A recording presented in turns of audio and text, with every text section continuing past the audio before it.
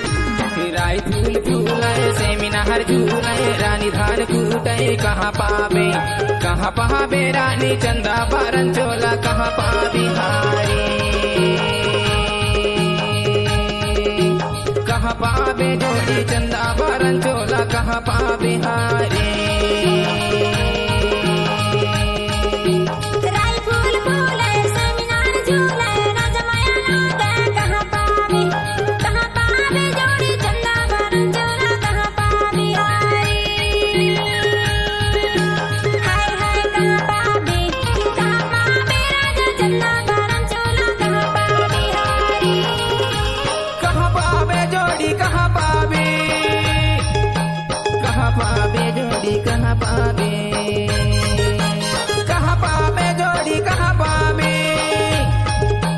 कहाँ पावे जोड़ी कहाँ पावे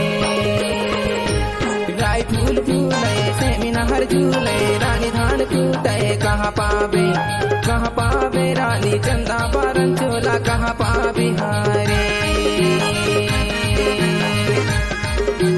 कहाँ पावे रानी चंदा बारन चोला कहाँ पावे हारे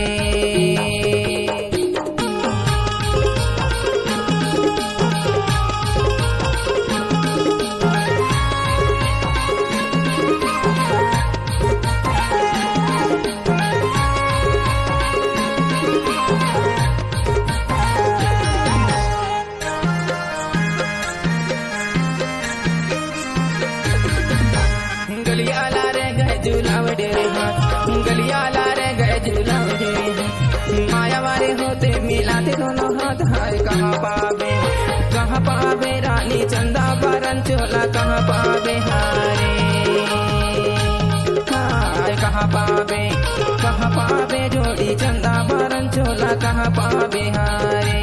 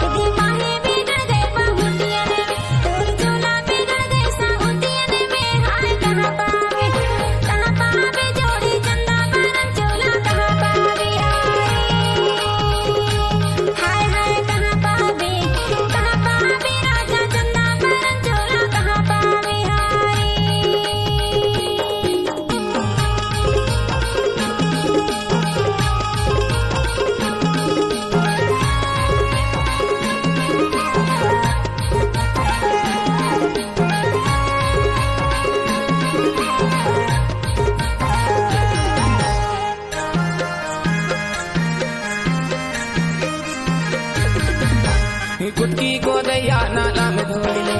कुटकी को दैया नाला में धोले तोरे आ गए लौआ मने में धोले हाय कहाँ पावे जोड़ी चंदा